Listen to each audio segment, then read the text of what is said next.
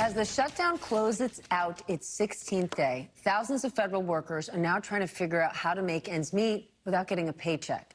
And the Agriculture Department is warning states that funding for food assistance is also going to run out next month if the shutdown continues. They estimate this would impact about 42 million Americans. I want to welcome Elizabeth McCarthy, CEO of Community Food Bank of New Jersey. Talk to us about the real-world impact. You're in it. We are now ending day 16 of the shutdown. Are we starting to see federal workers that you have not had coming to your food banks coming in? We are. We actually, yesterday was the first day that a lot of federal workers didn't get their full paycheck. And one of the first calls we got was from the TSA, so the workers at Newark Airport, asking us to come and do a food distribution. So it's starting, the reality is starting to hit right now. Wow. Now, there's already funding cuts for federal food assistance in the Republican kind of mega bill. How were you planning to try to continue helping people with those cuts? Our food from the federal government has decreased about 35% already. We've had to make that up with purchasing. So donations, we're very lucky. We have people who are willing to donate food, money, people come and volunteer. But it's going to be a struggle to keep up with this pace. So New Jersey and New York philanthropy are filling in for where there were federal funding cuts. How did the government tell you when they're saying 35% you're not getting? How do they communicate that to you, and what rationale do they give? Yeah, with the food cuts, there's no communication. It really is just that all of a sudden we're getting less. So we don't really, there's no rhyme or reason. It's sort of unpredictable. With the other programs, we were informed. So when we had to lay off 30 staff, we were informed in July that that program was going to be cut when H.R. 1 passed. Wow. So people don't think of food banks as political organizations. But if you had to describe what has the impact been, what has this administration's impact been on your efforts?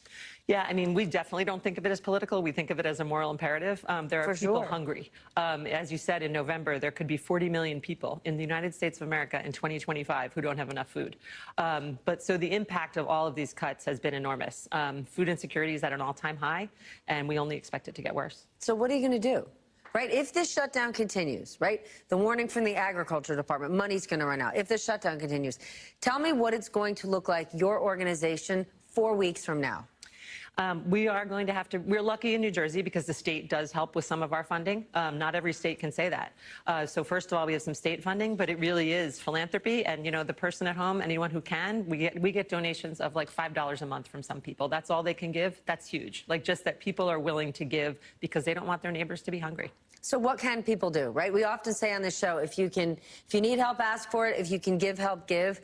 What can people do? How can people help you? Anyone who can, if they give to their local pantry or to a food bank. Obviously, if you're in New Jersey, the Community Food Bank of New Jersey.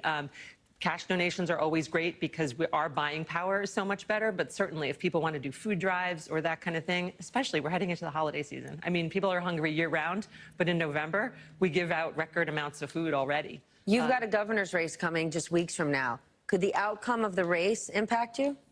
We're hoping not. I mean, we've been in touch with the policy people on both campaigns, and we certainly hope that food security would continue to be a priority. When you're talking to your clients, when you are talking to the people that you serve, are you feeling a change?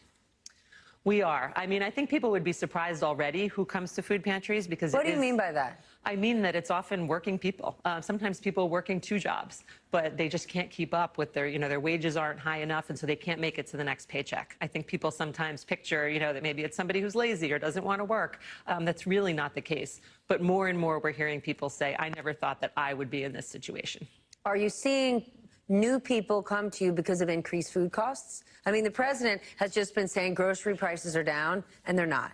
Right? Like, politicians, it doesn't matter whether you're President Trump or anybody else, can spin lots of things. What they can't spin is the price of groceries, right? You can't tell Louise Rule, you can't lie to my mother about the price of London broil at ShopRite. She knows how much it costs. Yeah, we're hearing people say that, and also just costs in general. So if their childcare costs are going up, maybe that's money they used to spend on groceries that now they're having to spend there, and so they're winding up trees. So it really is costs across the board. Elizabeth, thank you so much for joining me. I appreciate the work that you do. Thank you for highlighting the issue.